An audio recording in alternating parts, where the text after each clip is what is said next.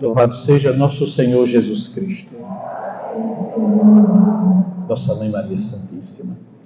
Amados irmãos e irmãs, eu tenho um grande segredo para revelar a vocês hoje. E quero atrair vocês para esta realidade humana e espiritual, que é muito profunda, e desta realidade depende a nossa real felicidade. Termos um coração curado. Jesus quer que você tenha um coração curado. Porque as pessoas que não curam o seu coração pela graça e pela tomada de consciência, elas não conseguirão amar a Deus. Elas não conseguirão amar a si mesmas e elas não conseguirão amar o próximo. Imaginemos quando chegarmos à realidade do sacramento do matrimônio, não só amar o próximo, mas morar com ele, dividir tudo com ele, dormir com ele, acordar com ele. Precisa ter o coração curado. Mas para entendermos a realidade do nosso coração, estarmos na presença de Deus, vamos entender que tipo de união o Senhor quer conosco, ou realizou conosco.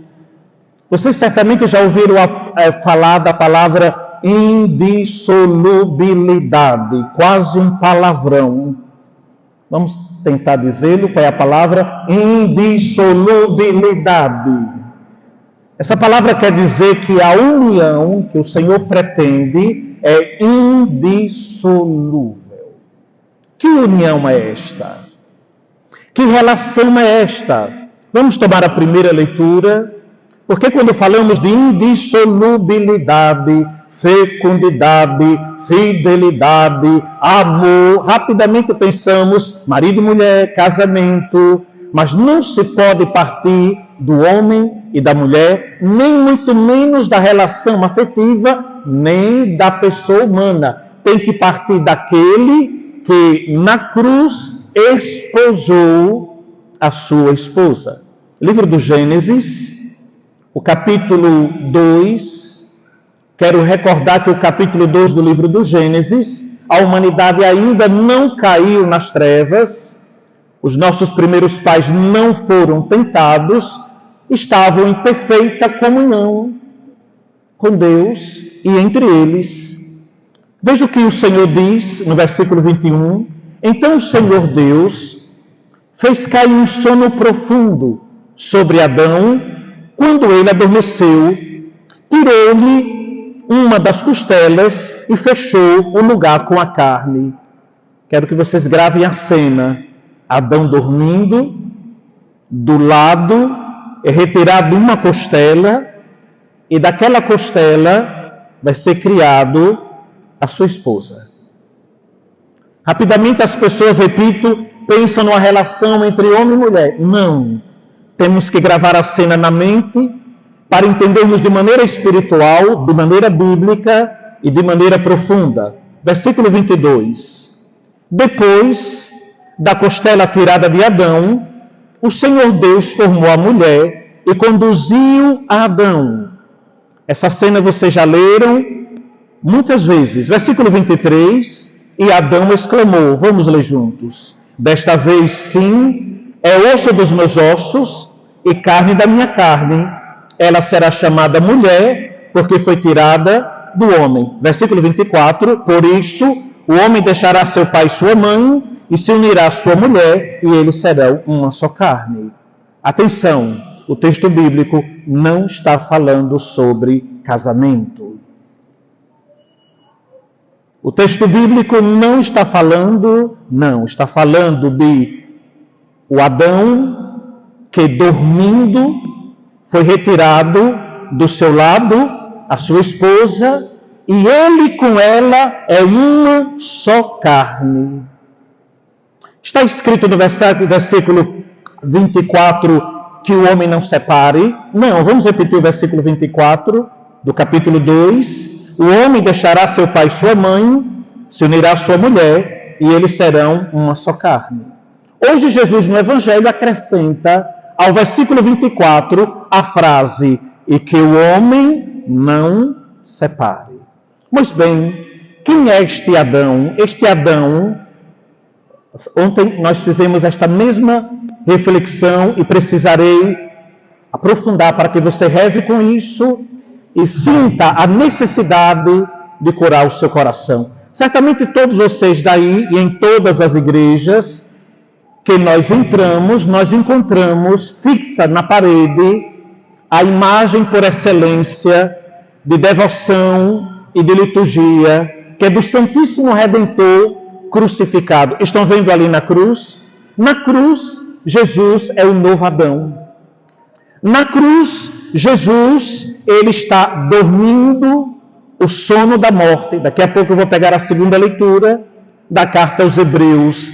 E do seu lado aberto, da sua costela, um centurião pegou uma lança e penetrou no lado aberto de Jesus, e do lado aberto de Jesus saiu sangue e água. Estou citando o capítulo 19 do Evangelho de São João. E se nós perguntarmos aos padres da igreja o que significa o sangue e a água, eles vão dizer, do mesmo modo como Adão dormiu no Éden, e do seu lado foi criado Eva, sua esposa, o novo Adão, Cristo, dormiu na cruz, e morto na cruz, do seu lado aberto pela lança, saiu sangue e água, que gerou a sua esposa. E a sua esposa é a igreja.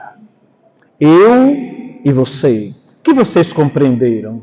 Que a nossa relação com Jesus é uma relação de discípulo e mestre, é uma relação de senhor e servo, é uma relação de amigo, mas, sobretudo, quero cravar isso no seu coração, você tem que ter uma relação com Jesus de alma esposa, porque Jesus é o divino esposo da sua alma. Veja que coisa linda. O Senhor, ele esposou você. Mas alguém poderia dizer, padre, mas eu sou homem, como é que a alma? Sim, espiritualmente sua alma foi esposada. E essa relação que Jesus tem com você, que conquistou você, você foi tirado do lado dele, aberto pela água e pelo sangue. Estes são sacramentos que geraram a nossa união com Jesus, isto é, o batismo, a água e o sangue, a Eucaristia. Essa união com Jesus é indissolúvel. Por isso que São Paulo vai dizer, quem nos separará do amor de Cristo? São Paulo vai dizer, estou bem certo de que nem a morte, nem a vida, nem os principados, nem o presente, nem o passado, nem o futuro, nada pode nos separar do amor de Cristo. Este é o primeiro grande segredo que eu tenho para você. Você tem uma união com Jesus indissolúvel. É por isso que o Senhor vai vir no último dia buscar a sua esposa, esposada, toda ornada, toda preciosa, para conduzi-la para o céu. Vamos para a segunda leitura. Vamos descobrir como de fato ele esposou, porque tem uma coisa que atrapalha muito a nossa união com Jesus. E atrapalha de maneira terrível, é a miséria do pecado. O pecado destrói a relação com Deus, com Jesus, o divino esposo, atrapalha a relação entre nós mesmos, um com o outro, atrapalha a relação consigo, eu para comigo, e atrapalha a relação entre marido e mulher, entre pais e filhos, filhos e pais. Não se iludam, meus irmãos. As grandes desgraças que acontecem nas famílias, divórcio, separação, etc., não é simplesmente porque as pessoas são más. Não. É porque elas não foram curadas. Curadas do pecado, curadas do seu interior. Vejam a segunda leitura de hoje, versículo 9, 10 e 11, sobretudo os dois primeiros versículos. O autor da carta aos Hebreus diz, Jesus, a quem Deus fez pouco menor do que os anjos, nós o vemos coroado de honra e glória, vamos ler juntos, por ter sofrido a morte. Qual morte? Morte de cruz. Foi na cruz que ele esposou. Ainda diz o versículo, sim, pela graça de Deus, em favor de todos, belíssimo, ele provou a morte. E provou a morte por quê? Porque nós estávamos feridos com o pecado. Então, o sangue preciosíssimo do divino esposo lava a esposa, para que nós vivamos em uma comunhão indissolúvel com ele. Eis aqui a cura. É o sangue de Jesus que cura o nosso coração, as nossas relações, a nossa vida íntima e familiar. Versículo 10. Convinha de fato que aquele por quem e para quem todas as coisas existem, é que desejou conduzir muitos filhos à glória, levasse o iniciador da salvação, Jesus, da salvação deles, à consumação por meio dos sofrimentos. Então, meus queridos irmãos, o que é que de fato atrapalha as relações espirituais e humanas? O pecado. Para ter um coração curado, é necessário você fugir, eliminar, curar, libertar-se do pecado que afasta você de Deus, você de si e você do irmão. Entenderam, queridos irmãos? Vamos para o evangelho de hoje. Eu peguei hoje a forma breve do evangelho de hoje. Alguns fariseus que não gostavam muito de Jesus foram provocar Jesus, foram encrencá-lo e perguntaram se era permitido ao homem divorciar-se de sua mulher. Tome comigo a palavra, versículo 3 do evangelho de hoje, capítulo 2, versículo 3. Jesus perguntou: que vos ordenou Moisés? Os fariseus responderam com muita precisão, porque eles conheciam as Escrituras, disseram: Moisés permitiu escrever uma certidão de divórcio e despedi-la. Olha a resposta de Jesus. Jesus então disse, vamos ler juntos: foi por causa da dureza do vosso coração que Moisés vos escreveu este mandamento. O que atrapalha a vida familiar não é a crise financeira. O que atrapalha a vida familiar não é a diferença de personalidades ou de caráter. É a dureza do coração. Se você é esposo ou esposa, está aqui nessa igreja e quer ter uma relação familiar com sua esposa, com seu esposo, sob a ótica divina, já estou dando alguns segredos. Cure-se. Cure-se. Perdoe. Dialogue. Reze. Não pense que é coisa meramente humana, de temperamento, de caráter. Não é isso. Porque quando se ama a Deus e se é curado, por mais que venha a tentação da infidelidade, do adultério, etc., o Senhor dá a graça de vencer. Dá a graça de vencer.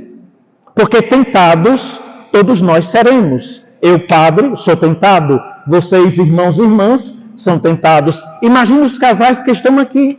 Qual dos homens casados aqui poderia dizer, nunca foi tentado na castidade? Qual das mulheres casadas que estão aqui poderia dizer, nunca fui tentada na castidade? Todos nós somos tentados, mas se nós curamos o nosso coração, se nós estamos cheios do Espírito Santo, se nós estamos lutando para viver em Deus, eu não direi nem lutar para viver com o outro, mas viver curado, nós viveremos na vontade de Deus e seremos felizes de acordo com a vontade de Deus. Já estou para concluir. Volta ao Evangelho. Versículo 6, Jesus diz, no entanto, ele cita agora o Gênesis, desde o começo da criação, Deus os fez homem e mulher. Por isso o homem deixará seu pai e sua mãe, e os dois serão uma só carne. Lembre-se, o que se entende por uma só carne, primeiro, é a relação entre Cristo e a igreja. Relação indissolúvel. É a relação entre a alma santíssima de Cristo e a nossa alma pecadora, redimida por Cristo. Por isso que São Paulo vai dizer, este mistério é grande e eu interpreto à luz de Cristo e da igreja. Estão entendendo, meus irmãos? Só a partir daqui que nós entendemos a nossa vocação matrimonial. Versículo 8, 7 e 8. Por isso o homem deixará seu pai e sua mãe, os dois serão uma só carne, assim já não são dois, mas uma só carne. Vamos ler juntos agora, portanto, o que Deus uniu, o homem... Essa frase não está no Gênesis. Essa frase é somente de Jesus atualizando Gênesis 2. Preste bem atenção, Jesus diz, o que Deus uniu o homem não separa. Jesus não disse isso. Jesus disse, o que Deus uniu o homem, por gentileza, não separe. É isso que o Senhor está dizendo. Por que o Senhor está dizendo não separe? Porque o Senhor está dizendo que é preciso viver uma vida abençoada. Posso concluir? Você quer ter um casamento sob a bênção divina? Você que é casado ou casada? Vou dar os critérios agora. Para você não estar dando um murro em ponta de faca. Tem gente arrastando um casamento, um peso sem fim. Não tenha medo, caso tenha falido. Não tenha medo. É porque tinha corações feridos, que não se perdoava, pessoas que não rezavam, pessoas que não buscavam o poder do Espírito Santo, nem a palavra de Deus. Alguns critérios para viver na vontade do Senhor. Vejam, eu não vou falar para salvar o casamento. Aqui é colar as pessoas batem a porta do confessionário e dizem, padre, pelo amor de Deus, me ajude a salvar o casamento. Quem salva o casamento é Jesus. A pessoa vai atropelando a vida inteira, depois, quando está na beira do precipício, quer salvar casamento. Para salvar o casamento, não se salva. O que salva é o quê? Os corações. Primeiro critério para você ter uma relação afetiva com seu esposo ou esposa abençoado, você precisa respeitar o outro como o outro é. Respeito. Nada de agressão física, nada de palavrão, nada de xingamento, nada de egoísmo, nada de isolamento. Marido, sua esposa não é sua empregada. Esposa, você não é, digamos, a briguenta da casa. É preciso ter respeito. E respeito quer dizer amor e fidelidade. Não adianta dizer para o mundo que o casamento está tudo certinho, dentro de casa ninguém se respeita, dentro de casa todo mundo é um longe do outro. Não, mas para a sociedade temos que manter a cara da boa e da bela família católica. Que família católica? Dentro de casa não se falam, porque não se respeitam. Aprender a respeitar. Segundo, diálogo. Queridos irmãos, tem gente que não conversa mais dentro de casa. Esposos, conversem.